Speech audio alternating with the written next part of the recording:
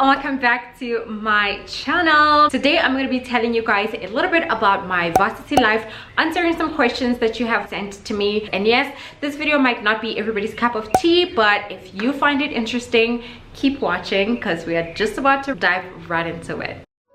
Each time I make a memory, then I'll try to make it with you. I do want to say that I'm going to be talking specifically about things related to the IT industry because that's where I have most experience. That's where I've been pretty much my entire working career, and as such I feel like I'm in a little bit of a better position to be talking about this and nothing else for that matter, because I don't know anything else. If it's not IT, I don't really know. Now, IT is a bit of a broad subject. It is seriously probably the biggest in my head anyway. You can do different degrees in different universities. Like there's a BSc in IT and there's BCom in IT. Now BSc is essentially a bachelor's of science or bachelor's in science, and then BCom is bachelor's of commerce. I think it's a Bachelor of Commerce, which is the one that I did. I did BCom IT management. So the BCom is more on the business side, and then of course the BSc is more on the technical techie side.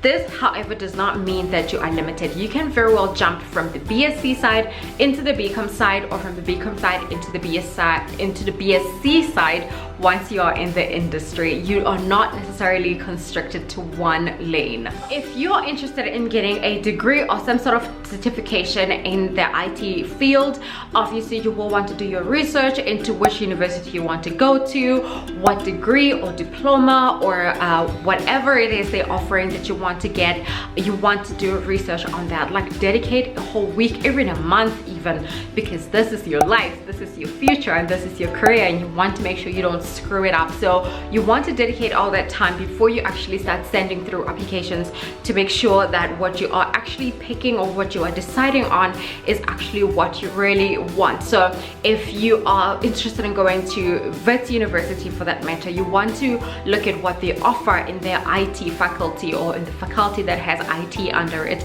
You want to see the courses they offer, what it is that you're going to be doing on your first year, your second year, your third year, or how long that degree or diploma is for, and of course whether or not it's a degree or a diploma, because you want to actually make sure that what you're getting is what you want. There is a crap ton of universities around South Africa and outside of South Africa, so you don't have to worry about which university to pick. The only thing you need to worry about is making sure that you meet the minimum requirements, because as you know, university is not about that life where it says, you'll be fine, you'll live, just come on over. You have to qualify to be there. So make sure you check the minimum requirements, as well as what it is that that specific university is offering for the course that you want. And then of course there is a case of school fees. Now this is a bit of a sensitive issue, especially around this time in South Africa, with your fees must fall movement and inflation being crazy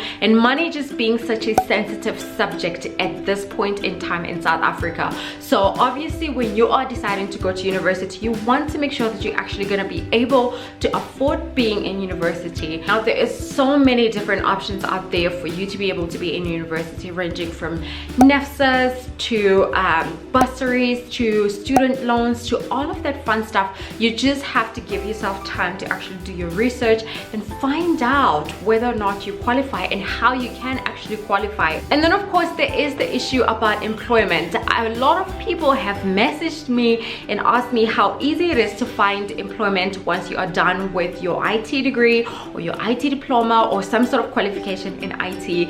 And I will be the first one to admit and tell you guys this.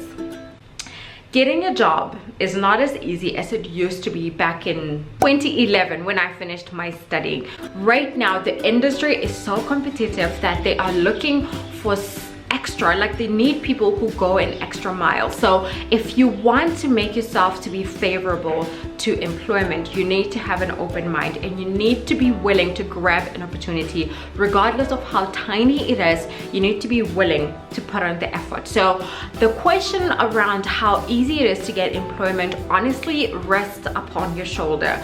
If you're gonna be just sitting and waiting for work to fall in your lap, then tough. It's gonna be hard to get employment. But if you're willing to get out there and make yourself heard and make yourself known and actually be willing to go an extra mile, and an extra mile could mean volunteering, internships, learnerships, anything like that, then you will be in a much better position to get employment. Obviously, there's many other things out there, and you can be able to do anything and everything that you want if you put your mind to it. The most popular question that I get is how I was able to keep my head above the water when I was doing my honors degree, especially because I was working full-time and I was studying full-time. 2011 was a bit of a blossoming year for me. I literally stepped out of my shell, and I feel so grateful because every time I look back in that moment and I realize that had I said no, I wouldn't be where I am today. I had to seriously put down a strict timetable, and this is gonna sound ridiculous because how do you put a timetable when you are past high school and all of that stuff? But I had to put a timetable for myself to say, when I get back from work, I have to do this. I was pretty much a robot on a routine for years.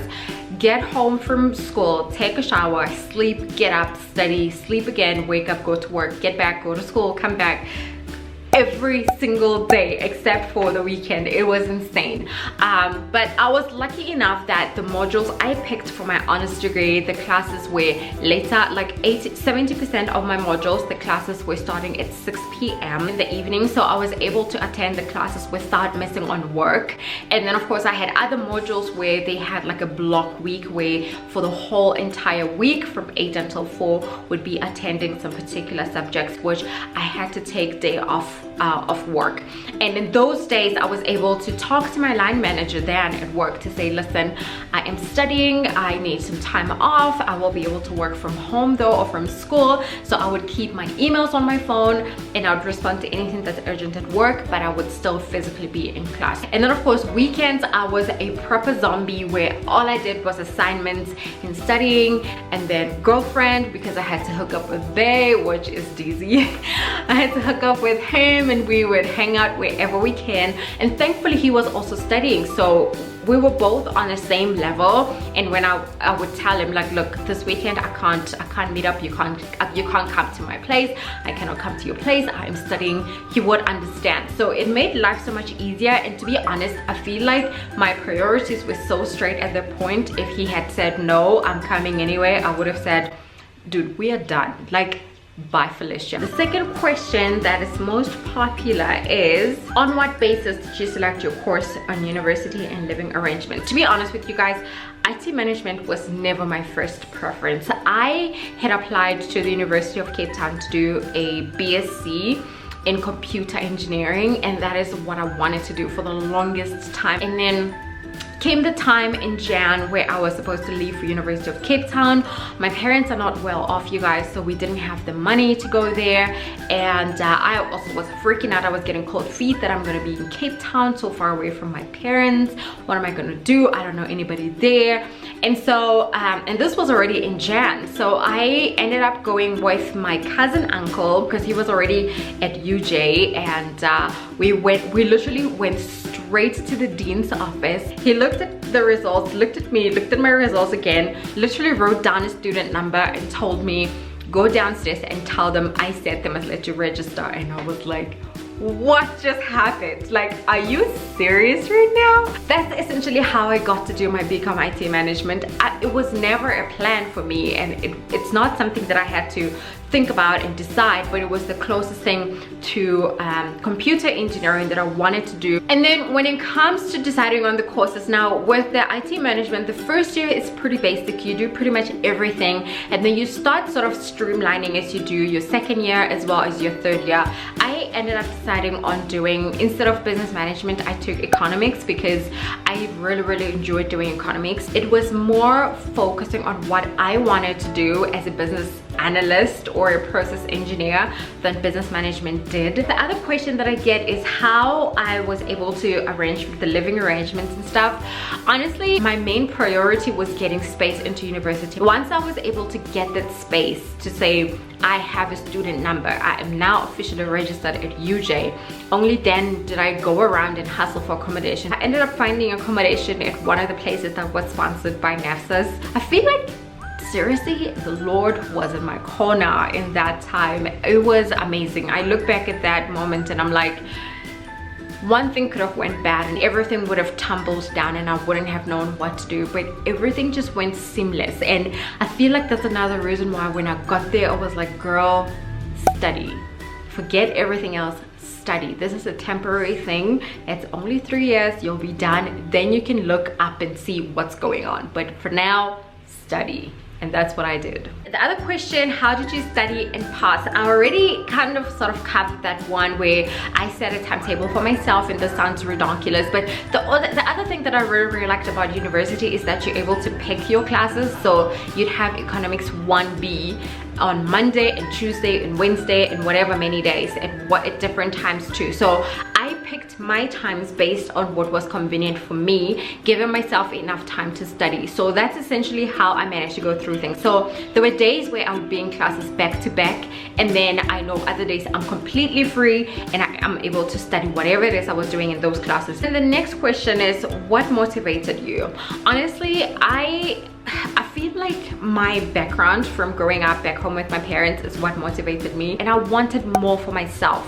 I wanted bigger things for myself, and that's what motivated me. Just the thought of going partying instead of studying didn't make any sense to me, because I knew my head would be exploding with regret the next day that I should have studied, or I failed this test because I didn't study enough. So I just chose school, and like I said, I knew it was a temporary thing. You do it, you get it over and done with, you get a job, you get bigger things for yourself, and then you can go partying and do whatever.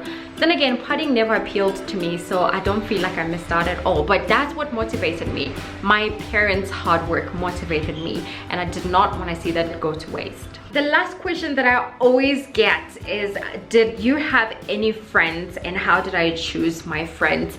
I did have friends, but then again, my definition of friends and other people's definition of friends is two different things. To me, a friend is somebody who I can talk to while we're in class, somebody that we can compare notes, and somebody that we can chill and have lunch in campus while we're there together. Not necessarily somebody who can come to my room and like chillax there and watch movies. Like, that is not a friend, that is just wasting time back in Varsity anyway. So I had friends in that I chose friends based on my interests. So if we had similar interests, I would hang out with you, and then of course I would go back to my room. So I chose people who were as motivated as I am. So people who I knew for a fact will be in class, people who wouldn't be missing class for no reason. Like, you know, those people just bunk class because they just want to bunk class. Those were not my people. That's basically all I wanted to talk to you guys about today. I hope this video is gonna help somebody, and I hope it's gonna motivate somebody to work even harder and pick a right career for themselves. But if you don't pick the right one, or you can't find the one you like, it's not the end of the world. It's a trial and error thing, and eventually you will find something that you like. But anyway, I hope you enjoyed watching this, and we'll catch you besties on our next video. Bye besties.